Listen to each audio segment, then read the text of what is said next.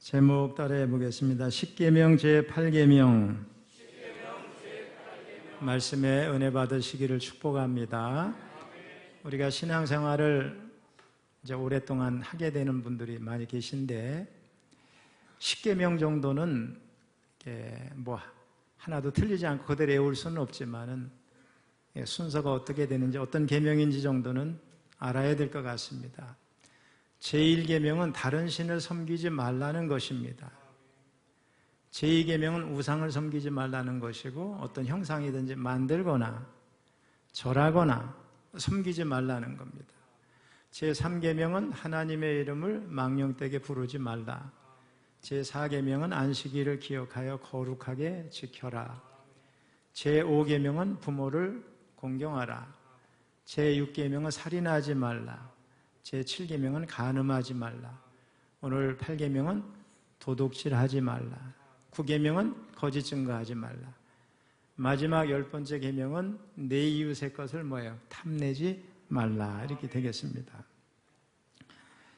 제가 런던에 있는 대형 박물관을 가본 적이 있습니다.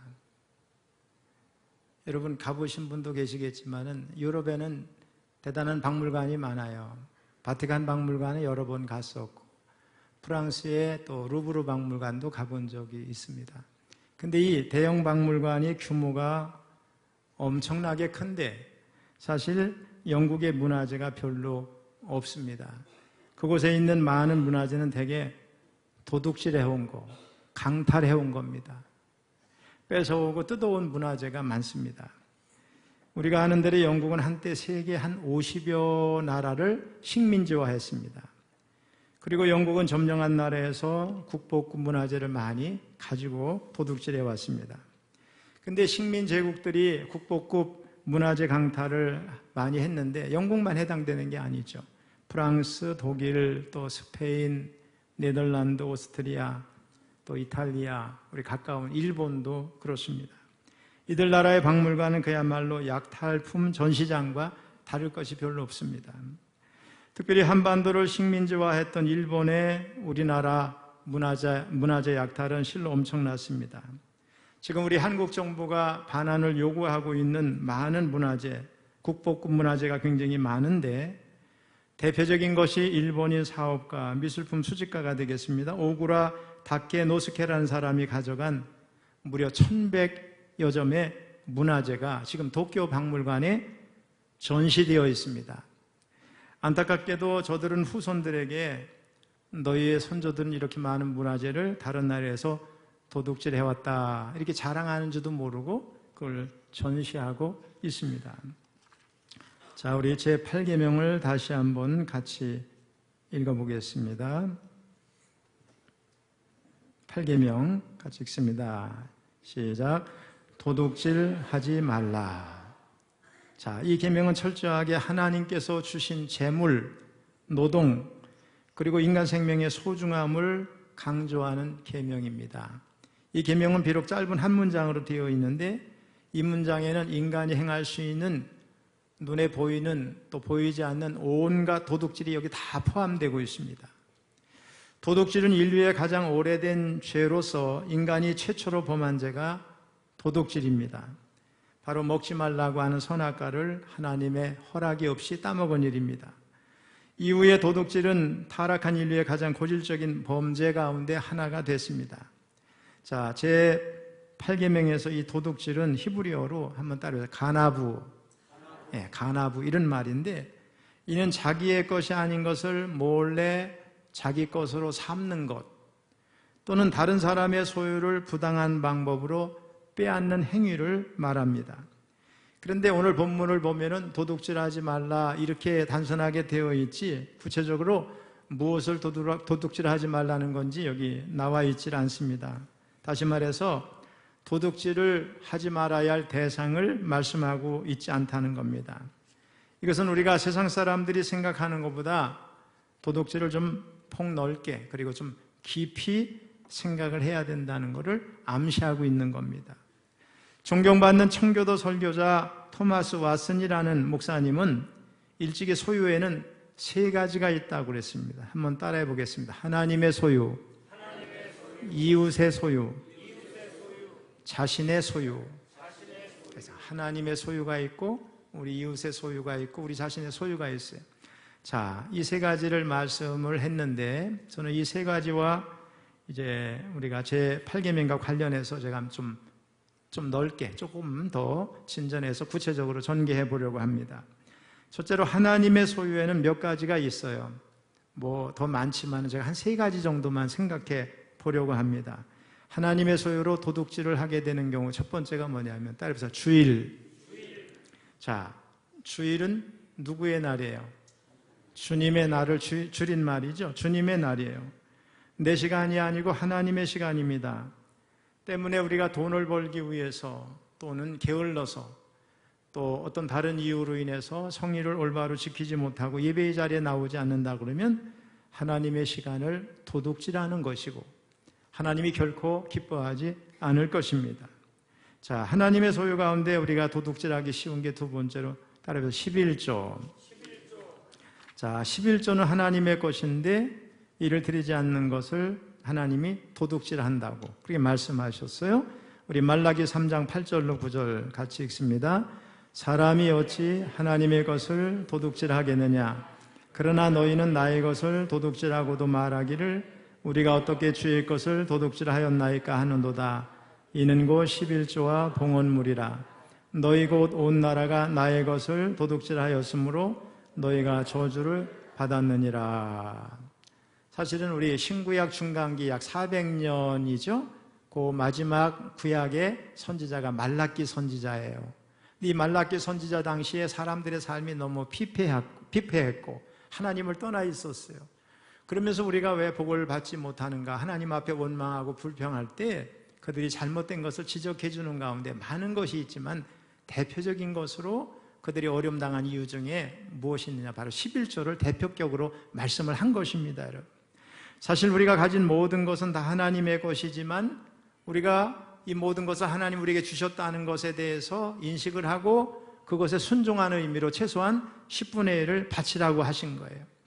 11조가 하나님의 교회에 드려지면 그 물질을 가지고서 선교도 하고 구제도 하고 또 이제 하나님 이제 교회가 필요한 여러 가지 선교적인 일을 하게 되는 것입니다. 그래서 우리에게 물질에 대한 청지기 정신이 있다면 11조를 드려야 됩니다. 우리 교회 이제 어떤 분들은 아직 11조를 온전하게 드리지 못하지만 그 단계로 나아가는 월정금을 드릴 수 있어요. 이걸 11조 개념으로 드리는 거죠. 하나님이 기뻐 받으시라고 생각을 합니다. 그래서 이렇게 드려도 나의 삶에 펑크가 안 나고 하나님이 복을 주신다는 믿음이 생기면 조금 더 이렇게 확대해서 온전한 11조로 나가면 좋겠죠. 자, 청지기 정신이라는 게 뭐냐면 지금 내가 가지고 있는 거 누리는 것이 다 내 것이 아니고 누구 거라고요? 하나님의 것이라고 하는 그런 정신입니다. 우리 믿는 사람들은 그런 마음을 다 가지고 있습니다. 자, 여러분 11조를 온전하게 들으셨나요?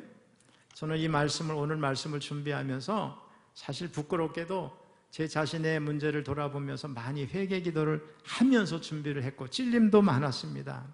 저도 온전하게 11조를 드리지 못한 게 왜 없겠어요? 그런 일이 있었으리라고 생각을 합니다. 하나님께서 주신 거 다 계산해서 하지만은 어떤 땐 누락되는 것도 있을 수 있고 부족한 것이 있을 수 있잖아요. 그래서 저는 이제 평상시에도 이렇게 계산을 해서 금고에다 이렇게 집어넣거든요. 그때서 연말에 한 번에 하나님 앞에 드리지만은 그렇게 하지 못하는 경우도 혹 있지 않을까 이런 생각을 하면서 회개를 했습니다. 세 번째로 따라해보세요. 교회 재정과 성물. 자, 하나님의 것을 도둑질할 수 있는 대표적인 게 첫 번째 주일이에요. 두 번째 11조. 세 번째 하나님의 교회 재정과 성물인 거죠. 자, 오늘날 교회 가운데는 종종 재정 사건이 발생을 해서 성도들이 상처를 받고 교회가 분열되는 등 어려움을 겪는 경우가 있습니다. 하나님의 재정에 손을 잘못 대는 목회자들이나 성도들 때문에 그렇습니다. 하나님의 재정에 손을 대는 일은 설사 그 죄가 끝까지 사람에게 들키지 않는다 할지라도 징계를 받지 않는다 할지라도 굉장히 무서운 일이라는 걸 알아야 되겠습니다. 사람은 혹시 모른다 해도 누가 보고 계세요? 하나님이 다 보고 계신 거죠. 때가 되면 반드시 공의 가운데 값을 치르게 하십니다.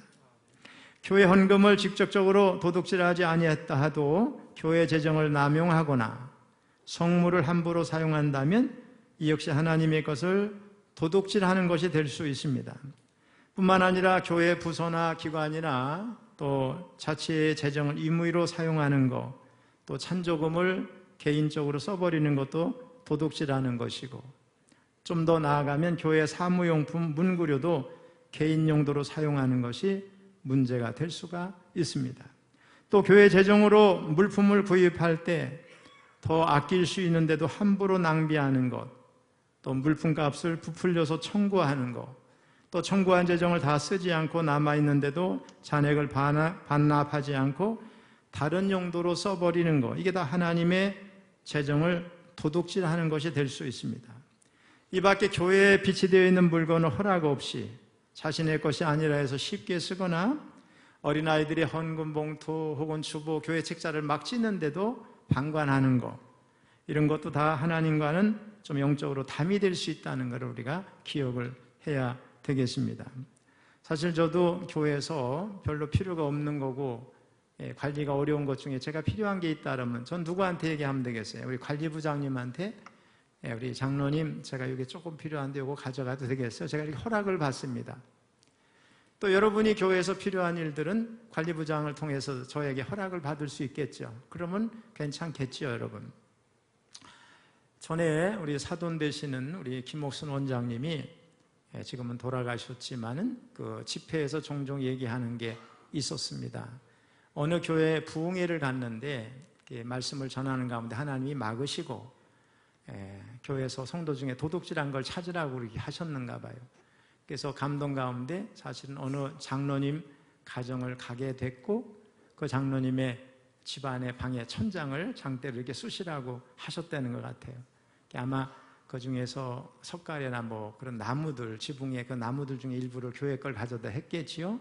결국은 그게 그렇게 하셨냐 했더니 그 장로님이 그렇게 했다고 고백을 했답니다. 그래서 회개시키고 교회가 이런 일을 정리하면 교회가 복을 받는 거예요. 성도들이 평안하고 병마가 물러가고 복을 받을 수 있어요. 하나님은 다 아시는 거예요. 아무도 모를 줄 알았는데 장로님이 집을 짓다가 교회에 남아도는 나무떼기 갖다가 천장을 한 것까지도 하나님은 보셨다는 증거가 아니겠습니까, 여러분? 자, 이렇게 하나님의 소유, 처음에 뭐예요? 주일, 또 하나 11조, 세 번째 교회 재정과 성물이 되겠습니다. 그 다음에 이웃의 소유, 크게 두 번째가 되겠어요. 이웃의 소유를 도둑질하는 나쁜 행위나 그 대상이 여러 가지가 있어요. 근데 제가 조금 축소해서 몇 가지만 말씀을 드리려고 합니다. 첫째가 뭐냐면 보이스피싱이에요. 여러분, 수고하지 아니하고 정당하지 않는 방법으로 남의 돈을 그죠? 갈취하는 사람들이 지금 얼마나 많은지 몰라요. 요즘도 엄청나게 기승을 부리고 있어요. 우리 여기 이동욱 집사님이 우리 철원경찰서 수사과장이신데 지난번에 저한테 그래요. 철원에 이 보이스피싱 범죄가 굉장히 많다는 거예요. 우리가 볼 땐 철원은 조용한 줄 알았는데 많은 범죄가 지금 이루어지고 있다는 거예요. 여러분, 보이스피싱 피해를 보신 분이 우리 교회도 계시고 저도 피해를 볼 수가 있었어요. 피해를 볼 뻔했어요. 한 번은 우리 교회 주변에 지방에서 어느 교회 교육자회를 하고 식상에 왔는데 전화가 온 거예요. 제 통장에서 뭐가 문제가 생겼다고. 그 순간 당황하니까 다른 생각이 안 들잖아요. 그래서 저도 모르게 전화를 놓지 않고 계속 바깥에 나와서 전화를 받을 수 있냐니 나오고 또 집까지 이렇게 뭘 확인하러 이렇게 오는 중에 집사람이 그 보이스피싱 아니냐고 자꾸 그래요. 근데 그 소리도 안 들리는 거예요. 근데 어느 순간 그럴 수 있겠구나. 그래서 제가 이제 나중에는 헛소리 하지 말고 끊으라고 이제 그렇게 하면서 끊고 나니까 얼마나 마음이 편한지 모르겠어요. 그러면서 제가 그랬어요. 나 같은 사람도 당할 수가 있는데 우리 성도님들 어르신들은 많이 당할 수 있겠구나 이런 생각을 해봤어요, 여러분. 두 번째는 거짓된 상거래가 있어요. 상거래에 있어서 가장 중요한 것은 신뢰, 정직하고 바른 도량형을 사용하는 거죠. 거짓된 저울, 추나 이런 그릇, 용기들을 가지고 상대를 속이는 것은 분명히 도둑질입니다. 결국 작은 이익을 꾀다가 사이의 근간을 무너뜨리는 것인데 탈무드를 보면 사람이 죽어서 하늘 아래 문에 들어섰을 때 천사가 이렇게 질문한대요. 먼저 너 교회 열심히 다녔냐? 너 기도 많이 했냐? 너 고통받는 이웃에게 구제를 했냐? 이런 질문을 하기 전에 먼저 하는 질문이 있다는 거예요. 뭐냐? 바로 너는 세상에서 거래를 할 때 정직하게 했느냐? 이렇게 물어본다는 거예요. 그래서 유대 랍비들은 거리 상점을 돌아다니면서 상품의 무게, 크기, 품질과 가격 등을 조사하면서 거짓된 가격을 만들어서 과도한 이익을 남기는지 조사를 했다는 거예요. 그러니까 소비자 운동의 선구적인 역할을 한 사람이 유대교 랍비들이라고 볼 수가 있겠습니다. 아무튼 성경은 상거래를 할 때 불의를 행하지 말 것을 말씀하고 있어요. 우리 레위기 19장 35절 36절 같이 읽습니다. 너희는 재판할 때나 길이나 무게나 양을 잴 때 불의를 행하지 말고 공평한 저울과 공평한 추와 공평한 에바와 공평한 흰을 사용하라. 나는 너희를 인도하여 애굽 땅에서 나오게 한 너희의 하나님 여호와이니라.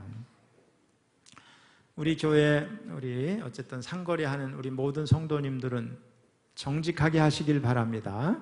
자, 세 번째, 이웃의 것을 소유를 이제 도둑질하는 거 세 번째가 아니라 품삯을 착취하는 겁니다.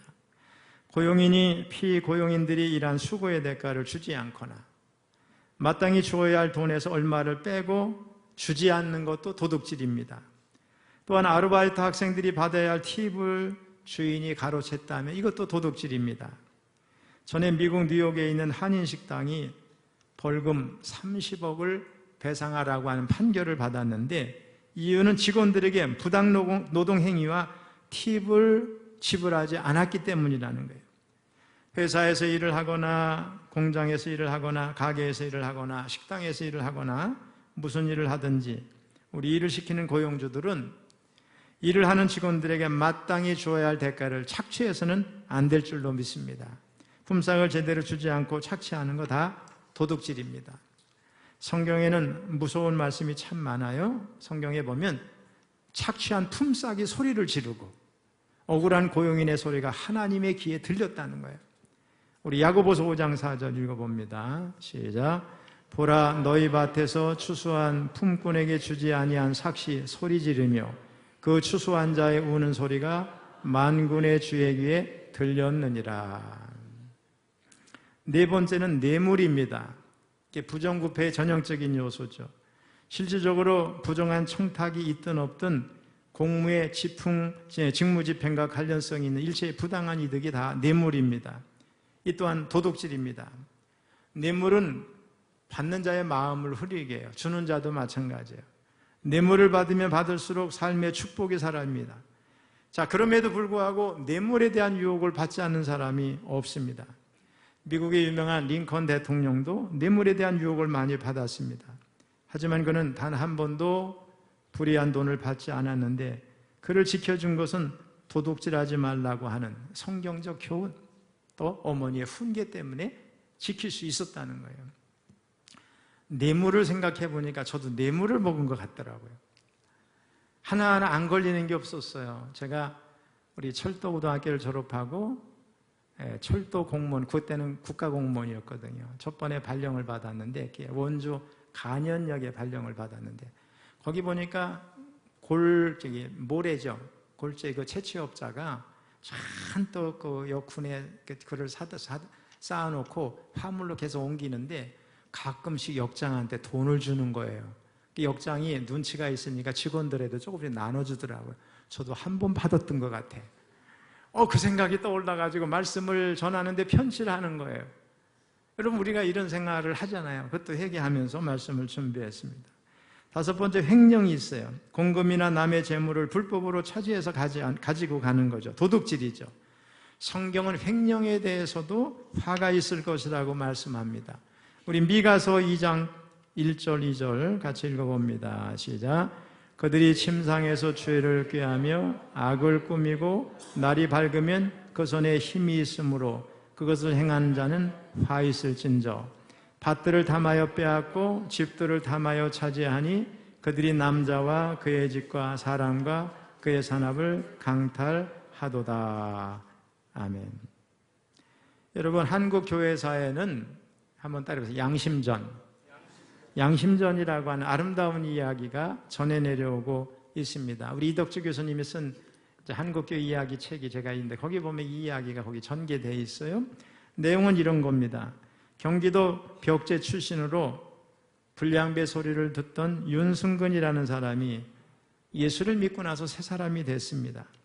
그는 1903년 9월 원산에서 열린 사경회에 참석했다가 은혜를 받고 전에 선교사 몰래 쓴 7달러를 갚으면서 용서를 구했습니다. 그리고 그는 전도의 거점으로 삼았던 우리 기마 이쪽이에요. 기마 세술막으로 돌아오는 내내 하나님 앞에 기도합니다. 과거에 지은 모든 죄를 제가 생각나게 하옵소서, 기억나게 하옵소서, 해를 입힌 자들에게 제가 사죄할 수 있게 하옵소서, 이렇게 기도를 한 겁니다. 근데 집에 도착했을 때 20년 전에 지은 죄가 갑자기 확 떠오르는 거예요. 예수를 믿기 전 인천 주전소에 근무할 때 본 것보다 많은 돈을 받았으면서도 돌려주지 않고 그냥 썼던 일이 생각이 났어요. 윤승근은 그 돈을 갚기로 하고 20원, 당시 돈으로 큰 돈이죠. 20원을 마련해서 인천 주전소를 찾아갔습니다. 하지만 주전소는 문을 닫은 지 이미 오래됐어요. 그는 포기하지 않고 주전소 기능을 담당하고 있던 탁지부, 지금의 재무부를 찾아간 거예요. 가서 돈을 내밀면서 사정을 말했어요. 그랬더니 탁지부 관리가 너무 의아해하면서 깜짝 놀라면서 이렇게 말을 했습니다. 대저 나라 돈이면 누구나 거저먹으려고 하거늘 예수교인은 어찌 된 일인지 20년 전에 정부 잘못으로 나간 돈마저 갚으려 하는가.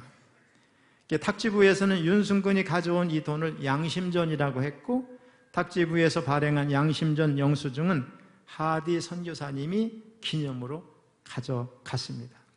근데 여러분, 얼마 전에 안 사실인데 우리 윤승근, 양심전의 이야기의 당사자 윤승근의 후손이 우리 철원에 살아요.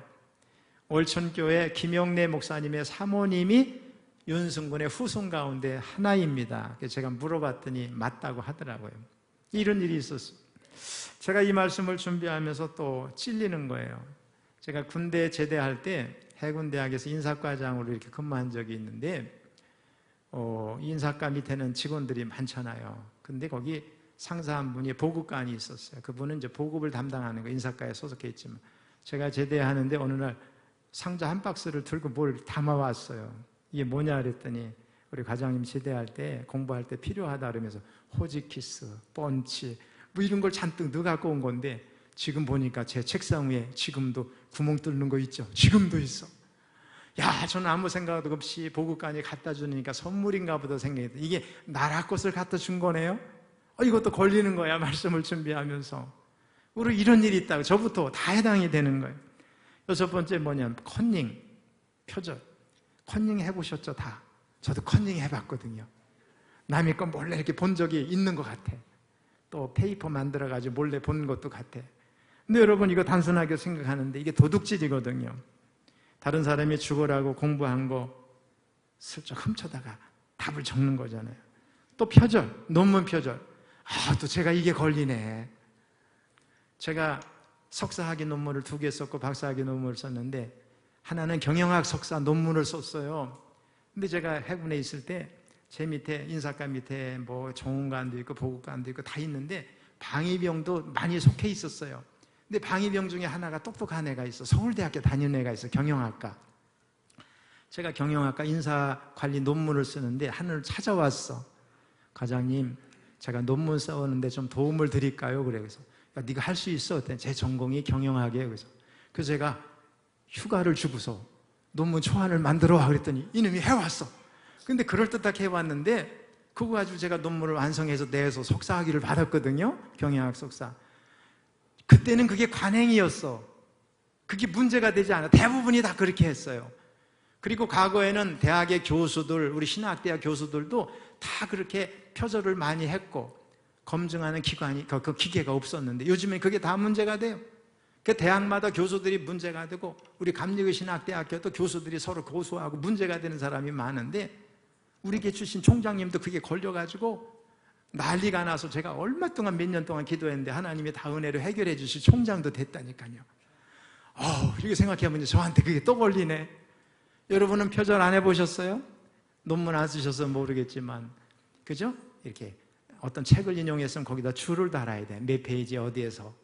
그 다음에 여러 페이지를 보면서 대충 인용했다 그러면 여기저기서 인용했다는 그런 다 줄을 다는 방법이 있는데 그거 안 하고 자기가 만든 것처럼 하면 다 표절이 될 것 같아요.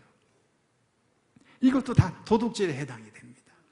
그 다음에 사람의 마음을 훔치는 것도 도둑질이에요. 다윗의 아들 압살롬은 왕이 되고 싶은 마음에 백성들의 마음을 도둑질했다고 성경이 말씀해요. 자, 사무엘하 15장 5절 6절 같이 읽어봅니다. 시작. 사람이 가까이 와서 그에게 절하려 하면 압살롬이 손을 펴서 그 사람을 붙들고 그에게 입을 맞추니 이스라엘 무리 중에 왕께 재판을 청하러 오는 자들마다 압살롬의 행함이 이와 같아서 이스라엘 사람의 마음을 압살롬이 훔치니라. 압살롬은 이스라엘 백성들이 왕에게 재판을 받으러 나올 때 이렇게 불러가지고 그 사람들을 속여서 이스라엘 백성들의 마음을 훔치고 다윗 왕의 명예를 훔쳤어요. 그 결과 이스라엘 백성들이 다윗 왕을 배신하게 만들었습니다. 그런데 여러분, 이스라엘 백성들의 마음을 훔치고 백성들의 마음이 왕과 마음이 멀어지게 하는데 성공을 한 것처럼 보이지만은 그 거짓된 모습으로 인해서 나라는 차지하지 못하고 오히려 심판을 받아서 죽게 되는 것을 우리가 볼 수가 있습니다. 여러분, 이렇게 사람의 마음과 명예를 훔치는 것은 밖으로 표시가 나지 않지만 이런 죄는 하나님 앞에서 굉장히 큰 죄입니다. 하나님은 사람의 마음을 훔치거나 사람의 명예를 훔치는 도둑질을 싫어하십니다. 자, 내가 직접적으로 한번 여러분에게 연결시켜 말씀을 드려요. 자, 우리의 마음은 누구를 향해야 되죠? 하나님을 향해야 되죠. 그런데 교회는 담임 목사를 중심으로 질서 있게 통로가 있죠. 그래서 요 하나님을 향한 마음 혹은 담임자를 중심으로 하나가 되는 마음을 훔치는 사람이 있다면 도둑질이에요. 마음을 훔치는 사람이 돼요. 누가 이런 죄를 많이 저질 수 있냐면 부교육자들이 저지를 가능성이 많아. 우리 교회는 그렇지 않아요. 그런데 우리 교회 또 중직들도 또 그런 사람이 있을 수 있어. 살살살 불러가지고 야, 어떤 사람이 저도 그런 얘기 들었네요. 어떤 분이 목사님 드린다고 뭘 들고 가는데 야, 목사님네 주는 사람 많아. 그거 나 줘. 그래가지고 뺏어갔대. 제가 그 얘기를 들었어. 마음을 훔친 거지. 여기 있는 사람이 있으면 누군지 회개하면 좋을 것 같아요. 그걸 떠나서 부교육자들, 우리 교회는 안 그렇다고 그랬어요.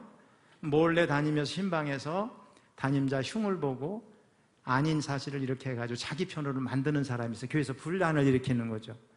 성도들 중에는 또 그래요. 흉을 봐. 목사님들 흉을 봐가지고 마음을 떠나게 해서 죄를 짓게 하는 거예요.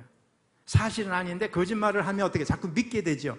그러면 우리 목사님이 그런 분이 아닌데 하다가도 자꾸 속아요. 자꾸 반복하다 보면. 그래서 자기 편을 만드는 사람이 있어요. 그런 사람은 성도들의 마음을 훔치는 사람이 되는 거예요. 여러분, 성도들은요, 우리 지도자들은 누가 실족하면 어떻게 해야 돼요? 위로하고 용기를 줘서 하나님 바라봐야지, 말씀 듣고 말씀대로 살아야지 하면서 이렇게 격려해서 바로 서게 해줘야지. 마음을 훔친다 그러면 죄를 짓는 거예요. 우리 교회는 그런 사람들이 없지요. 여기 포천에는 많다니까. 서울에도 많고. 제가 이런 얘기를 왜 드리냐면 이것도 죄라는 걸 여러분이 알아야 된다는 거예요. 우리 교인들 중에 만일에 누가 실족했는데 사실이 아닌 일 갖고 실족을 하고, 저도 그렇게 예를 들어서 어떤 사람이 저를 이상한 눈으로 바라보면 저 사람은 나하고 그런 관계가 아닌데, 그럼 누군가가 시험 들게 한 거죠. 저는 눈치채서 알 수 있잖아요. 이런 일을 해서도 안 돼요. 이게 마음을 훔치는 거라고 도둑질이라고 성경에 나와 있다는 거예요. 마지막 큰 거는 자신의 소유입니다. 자신의 소유에 대한 도둑질이 있는데 이해하기가 어려워요. 내 것 가지고 내가 쓰는데 뭐가 잘못이냐고 말할 수 있어요. 자, 그런데 우리 신앙인은 내가 가지고 누리는 모든 것은 물질이든 재능이든 은사든 건강이든 시간이든 다 누가 주신 거예요? 하나님이 주신 거예요. 하나님의 선물이죠. 다시 말하면 나는 내게 주어진 모든 것의 청지기예요. 그렇다면 지금 내가 가지고 누리는 것일지라도 그것을 잘못 사용하면 그것의 궁극적인 주인이 하나님이시니까 하나님의 것을 도둑질하는 것이 됩니다. 그렇습니다. 하나님은 내게 주신 모든 것들을 다른 사람과 나누라고 주셨어요. 그래서 우리는 내 것을 내 것이라 여기지 않고 다른 사람과 나누면서 살아야 돼요. 우리 성도들 중에는 어떤 분은 돈이 많기도 하고 어떤 사람은 재능이 많고 어떤 사람은 여러 가지 악기를 다루는 달란트가 있어. 그걸 좀 하나님을 위해 쓰라고 그러면 그거 죽어라고 공부해서 딱 그거 하기 싫어 이런 사람이 있어. 그건 크게 잘못하는 거예요. 하나님이 주신 물질, 재능, 건강 모든 건 다 내게 주신 것이라고 생각하고 나는 청직이라는 마음을 가질 때 그래서 하나님 앞에 써야 되는 거죠, 여러분. 물론 그런 삶을 공산주의와 연결시키면 안 돼요. 우리 사도행전에 나온 초기 공산사회는 오늘날 공산주의와 전혀 달라요. 은혜 없이 성령 없이 유무상통이 불가능하기 때문에 그렇습니다. 자, 그러면 인간은 왜 도둑질을 하는 것일까?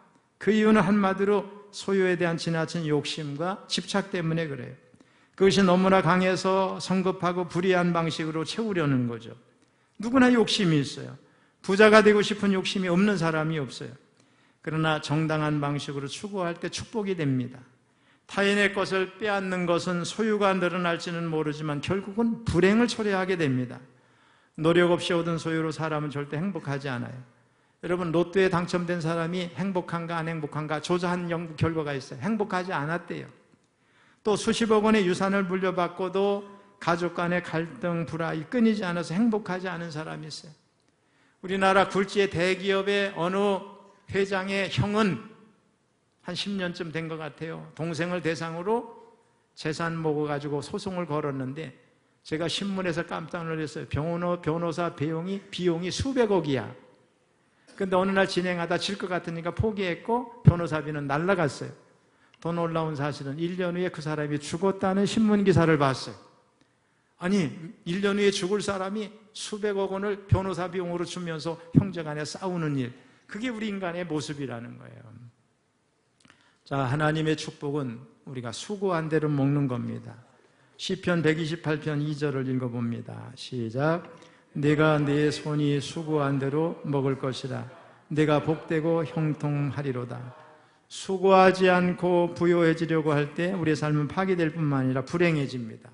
우리 디모데전서 6장 9절로 10절 읽어봅니다. 시작.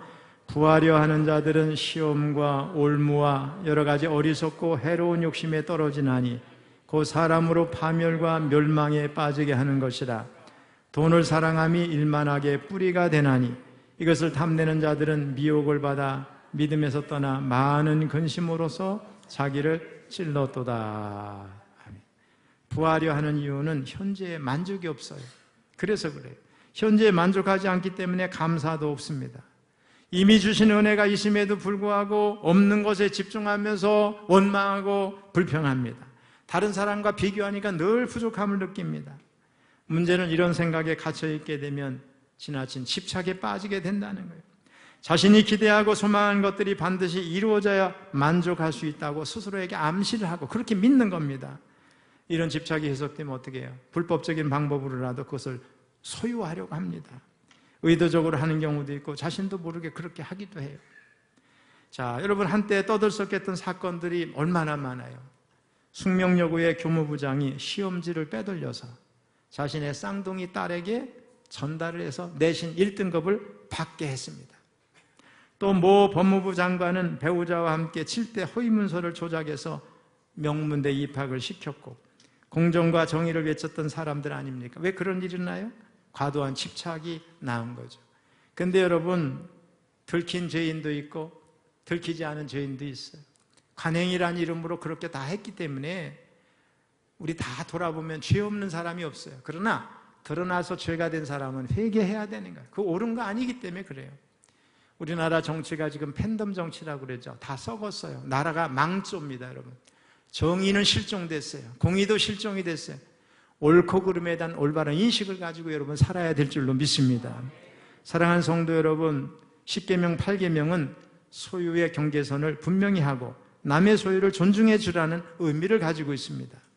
종교개혁가 마르틴 루터는 이웃의 아내, 이웃의 재산, 이웃의 권리를 거룩하게 대하라고 그랬어요.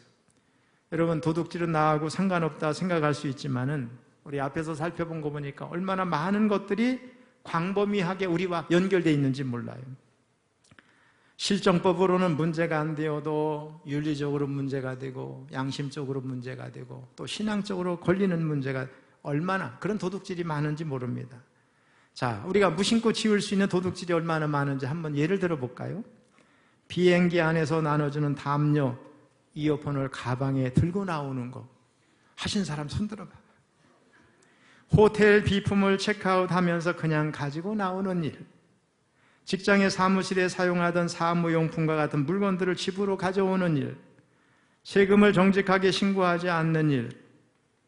저는 모르겠어요. 우리 사무장님이 전 한 번도 제가 관여 안 해서 제 세금을 다 내니까 어떻게 조사해서 내는지 저는 믿는 거예요. 정직하게 한 줄로 믿는 거예요. 남의 책이나 물건을 빌려 쓰고 되돌려주지 않는 일, 공적 물품을 잠시 이용하고 본래의 자리로 되돌려주지 않는 일, 남의 지적 재산권을 인정하지 않는 일. 여러분, 저도 컴퓨터에 비밀번호 넣어놨거든요.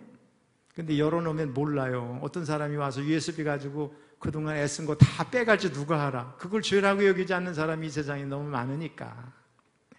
장사하면서 원가 대비 폭리를 취하는 일, 성분이나 함량을 속이는 일.